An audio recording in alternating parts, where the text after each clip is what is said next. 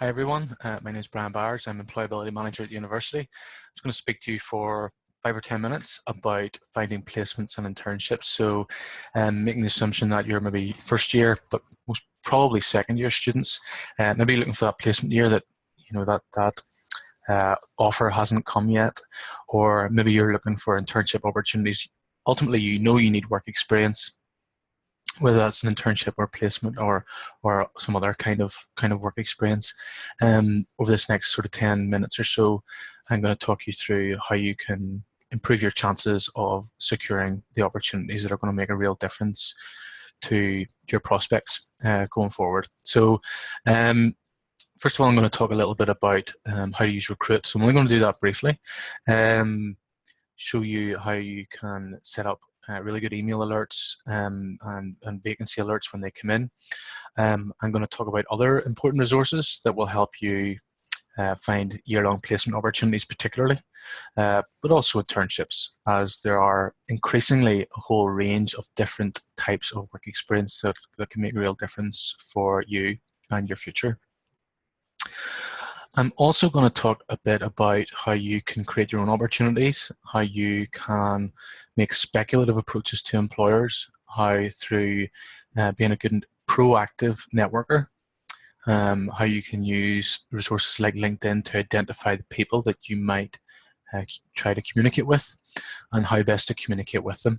And that can mean most placements and internships are secured not as a result of an application through an online system, albeit that's very important, but a lot of internships and placements, like jobs across all types, are as a result of networks, connections, relationships, who you know, and more importantly, who knows you. So let's start with Recruit. Conscious that if you're watching this, you may have never used Recruit before, or you may use it all the time and know it very well. So I'm going to go through it fairly quickly. Now I'm just going to share my screen. So what you can see here, I'm just going to log in quickly. So the Recruit system is our system for advertising different types of work experience and year-long placement opportunities. So within, this is your view, so a student views this system from this perspective. So in here you've got work experience, and that is where we put our part-time jobs, volunteering opportunities, short-term vacancies, and insight opportunities. So what that means is employers who run insight programs, so particularly big employers who have, so for example, PwC run like a Women in Business program, City run a City Quest program, Allstate and Kainos run these types of programs as well. And those vacancies are placed within work experience. So then you've got year-long placements. For those of you looking for year-long placements, we'll talk about, and internships too. So we'll talk about those in a second. One thing I would really advise you to do, if you haven't done already, once you log into Recruit, which you can access from recruit.ulster.ac.uk or from the student portal. So you go to the student portal and you click on My Career, you'll see the link there for the Recruit portal. So this will just log you straight in. First thing I would encourage you to do is to set up your profile. Now, what I mean by that is that you are telling the Recruit system what your preferences are as far as jobs, job types, so placements or internships. What are your the sectors that are of most interest to you, and what locations are of most interest to you. What that will tell Recruit to do is, well, Recruit will send you a weekly email with a list of vacancies based on your preferences, and each of those vacancies are hyperlinked. And so in that email, if you just click the link beside that vacancy, it'll bring you straight to the application page of that vacancy. So it makes life a lot easier, rather than you constantly getting into Recruit and logging in and finding your way around and looking for vacancies. Let Recruit do the work for you. So if you set up your profile, 30-second job, from then on you'll get that weekly email, which is really valuable. So make sure you do that, and you can change it whenever you need to, depending on, if you're being more open as far as sectors or locations, or you're closing in your filters and being more specific. That's up to you. So briefly then, work experience. So there's lots of different work experience opportunities, as I mentioned. I'm only going to look at this quite quickly. So again, through each job type, you can search, you can change your criteria if you want. So your criteria might be different for depending on the type of role you're looking for. So here you've got lots of volunteering opportunities. So a lot there with action on hearing loss across different locations. You've got some part-time work.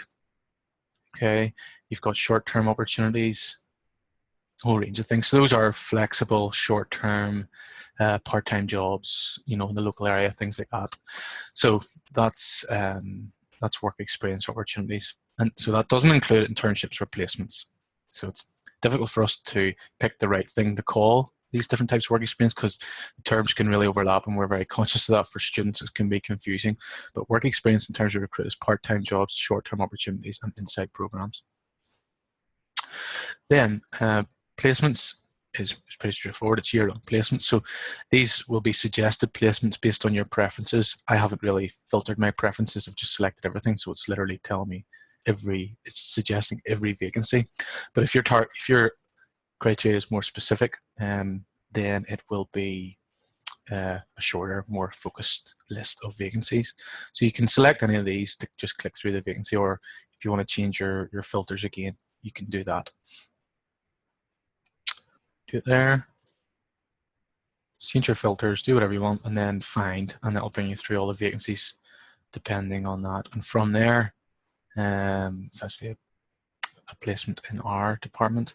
So you see the key information of the year-long placement, scroll through the information, give it a read. You decide you want to apply, that's how you apply, but you know, go away and sort your CV out and target it to whatever it is that employer is looking for. Really briefly as well, just talk about different types of work experience and placements. So year-long placements obviously are ideal, and they're a great way of boosting your skills and your confidence, and they make a real difference to your long-term employability. But so do internships.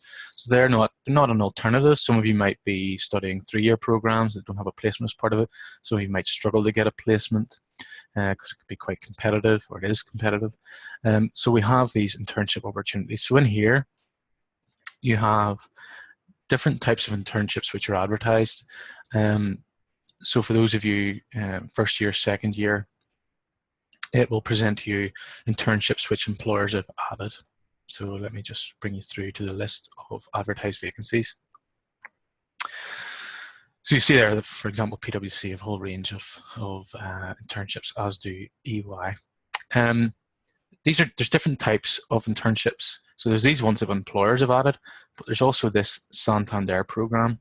Now, what the Santander program is an internship program where Santander, the bank, provide funding to universities, including ourselves, to help us create paid internships for students that are with local small and medium-sized businesses. So you don't work for Santander. In this case, it's VB Blind Systems, and it's a manufacturing engineering assistant role. And the roles are between 2 and 10 weeks, and they're paid at £300 a week based on a full-time role. Fantastic program, and not many applications for the opportunities. New opportunities come up all the time, and there's about 50 or 60 each year. So that's an important program to be aware of. If you happen to be a final year student, then there'll be a number of roles which are relevant for graduates through this program. And the same with, there's another internship program called the Professional Experience Program, which is for final year students coming out in the summer. So those are 6-month graduate internships.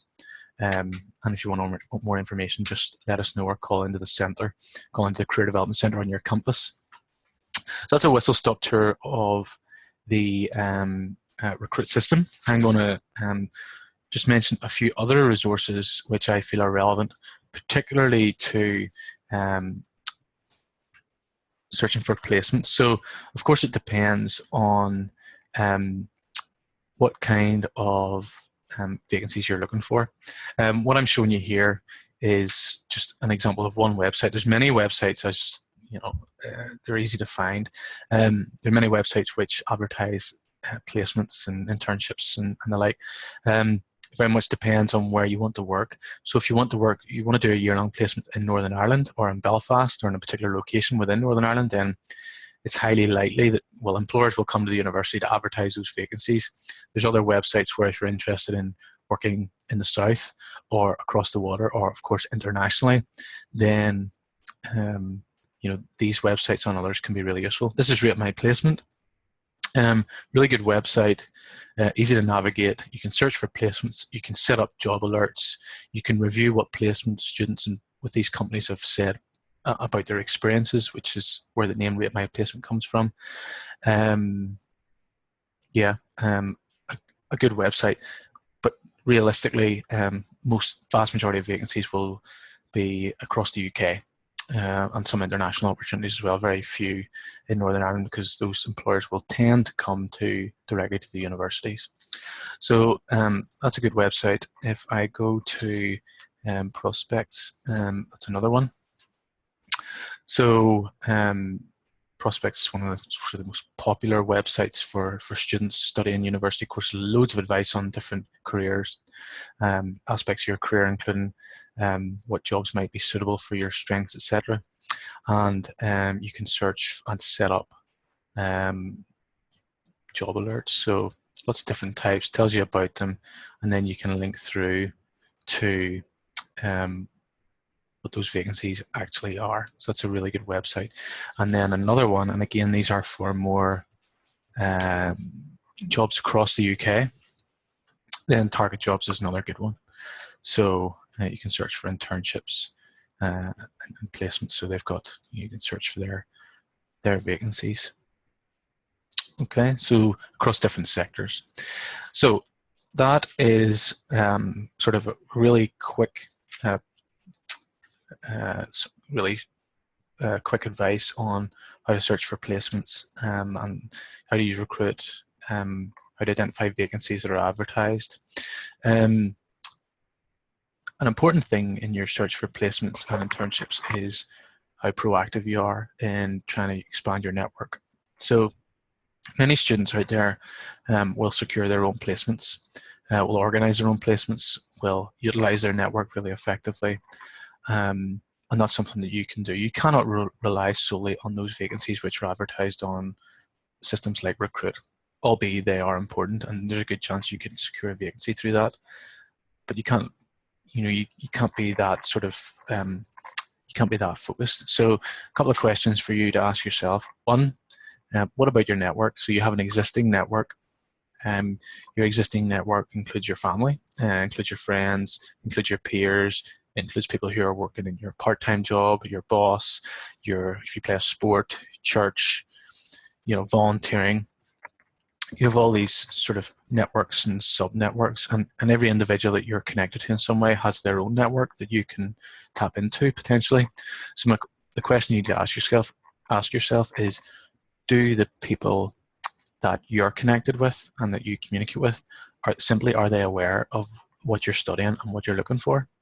Because they will have their own connections, and it's called planned happenstance. If you're a bit more proactive and you ensure people in your different circles and your different networks are aware of what you're looking for, then there's much more chance of them responding to you and saying, I know this guy who's looking for this, or I know this person who runs the marketing department in this agri-food company, or I know this guy who's in HR in this technology company. So those are very important conversations, and you'll find that throughout your whole career.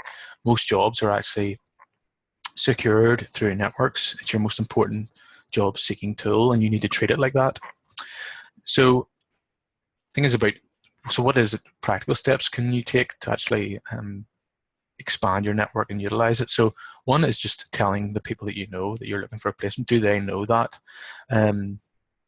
So that they can keep their ear to the ground and connect you with people if that is relevant. So that's just a very practical step, and communicating with people that you know and that you're in your networks.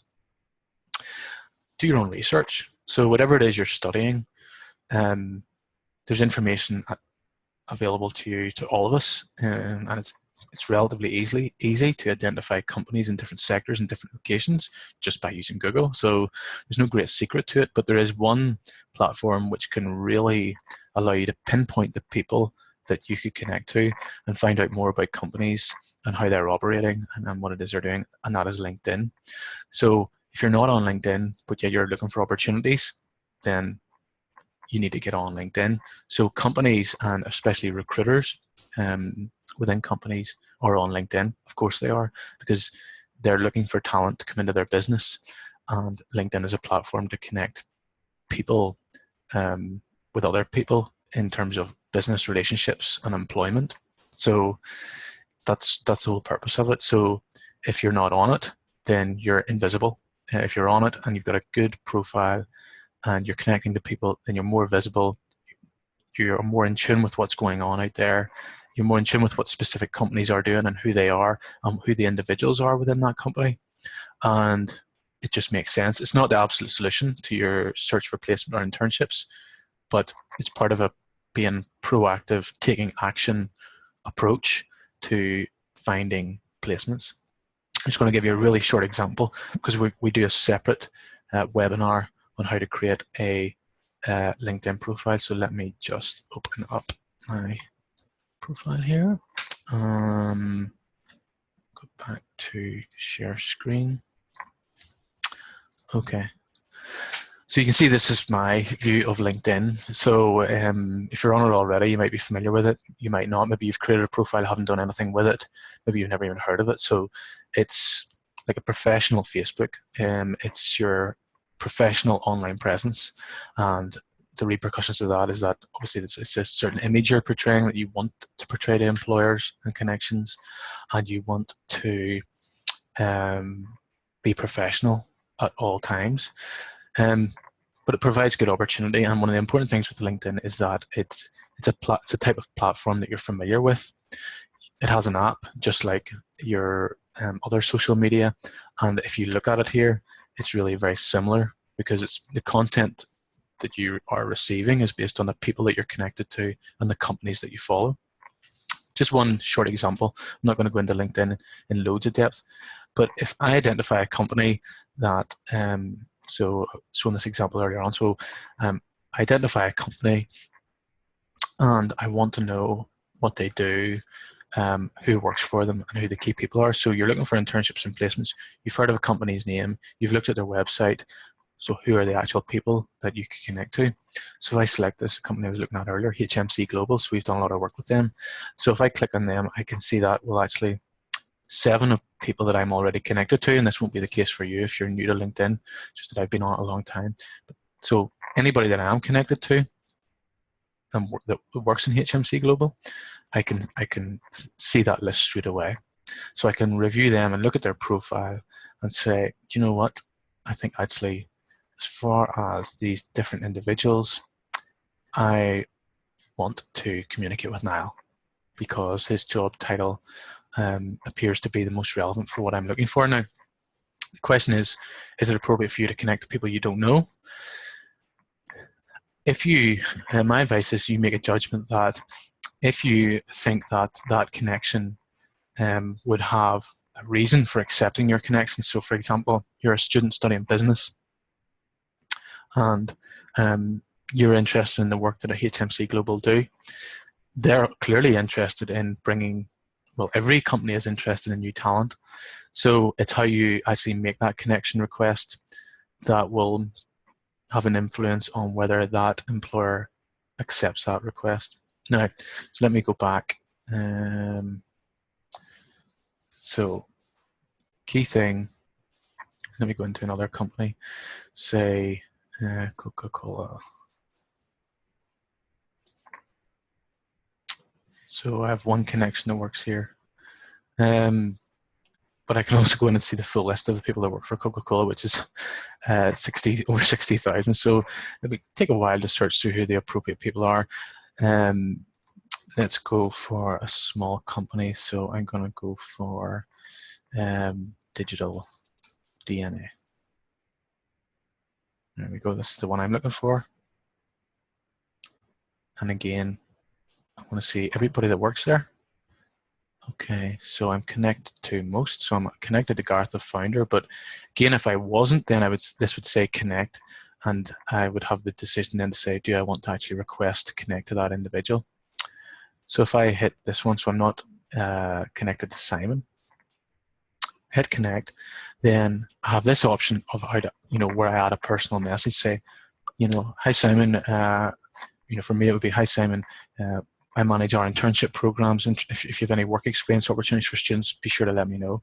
If you're a student looking for work experience, you can say, really interested, looked at Digital DNA's website, really interested in your events and what you have to offer. I'm looking for any experience in terms of marketing or technology or whatever it might be, regards, and that will stand out because employers will not be receiving lots of those requests from students, and the manner in which you put that request in will make a difference. Now, obviously on the side of that, you need to ensure that your profile is decent, because they're going to look at that. So you need to make sure the information is appropriate, and that's covered in a different session. So key points really are, obviously use Recruit and consider our internships as well, and apply for those vacancies, set up the profiles so that you get your job alerts. Be aware that you should be, if you're not already, being proactive about finding your own placement opportunities and exposing your network, building your network, identifying individuals and communicating professionally with potential connections, making speculative approaches to employers. How you do that, so writing a really professional, positive email, a bit like a cover letter, which you can look at on websites like Prospects, examples of cover letters, rate my placement, and getting on LinkedIn and using it in a smart way to identify the right people who you then can potentially expose new opportunities for yourself. So it's not easy, it's competitive out there. You can use the Career Development Centre, call into your Career Development Centre on your campus, or go onto the Employability portal, use our online chat service, and we'll help as much as we can.